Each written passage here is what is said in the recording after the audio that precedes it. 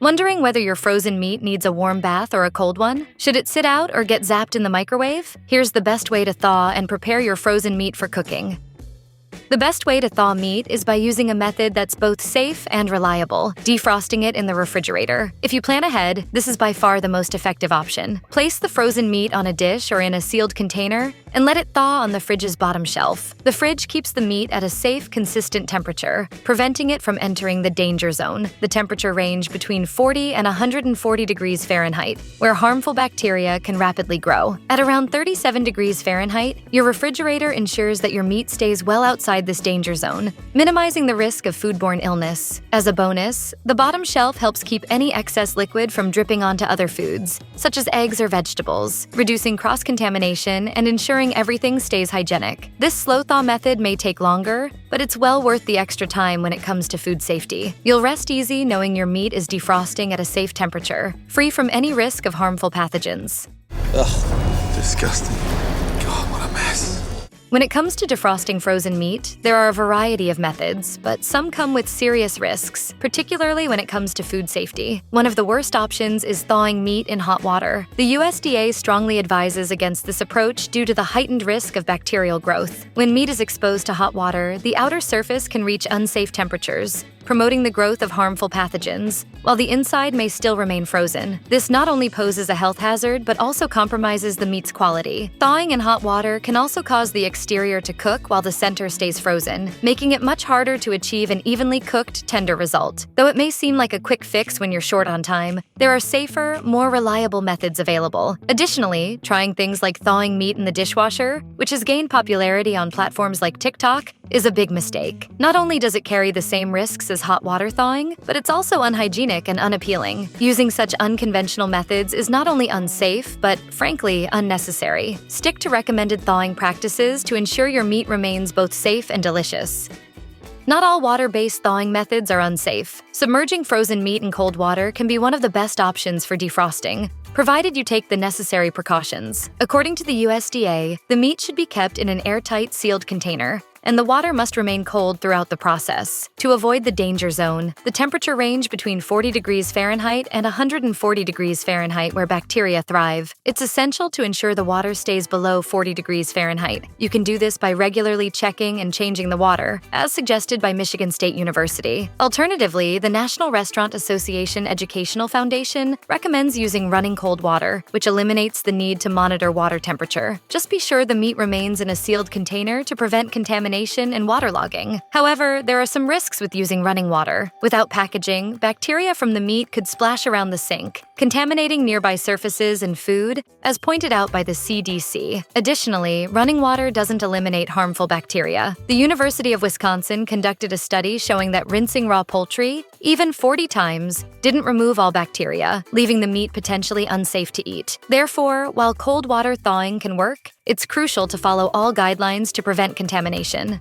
In fact, the USDA allows 9.8% of whole chickens it tests to be contaminated with salmonella. Warm water can be used to safely thaw smaller cuts of meat, but there are some important guidelines to follow. America's Test Kitchen recommends using water around 140 degrees Fahrenheit, but only for cuts that are no thicker than 1 inch. As with cold water thawing, it's crucial to monitor the temperature to ensure it stays within a safe range. The meat should also be kept in a sealed container to avoid contamination. Additionally, you shouldn't leave the meat in the warm water for too long. America's Test Kitchen suggests limiting thawing to no more than 45 minutes to prevent the meat from starting to cook or developing bacteria. The exact time will vary depending on the type and size of the meat. By following these precautions, you can defrost meat safely in warm water without compromising its quality or safety.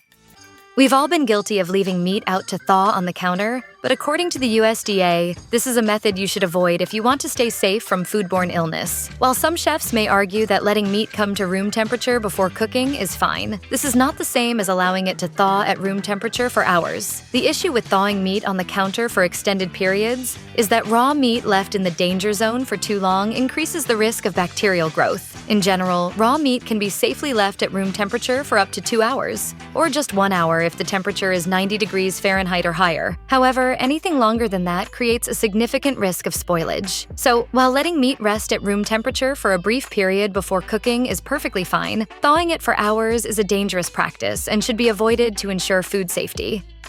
Not all thawing methods work equally well for every type of meat. Take the two-pot method, for example, which is ideal for quickly defrosting a steak using heat conduction in just about 5 minutes. This technique is not only incredibly fast, but also simple to perform. All you need are 2 metal pots. Place one upside down, then position the frozen, package-sealed steak on top. Fill the second pot with room temperature water and stack it on top of the steak. Allow the steak to sit between the pots until it's thawed and ready to cook. In situations where you're pressed for time, this method can be a lifesaver, offering a quick and efficient solution. After using it, you might even wonder why you ever bothered with slower thawing methods in the first place. Just keep in mind that this method is best suited for steaks and similar cuts of meat.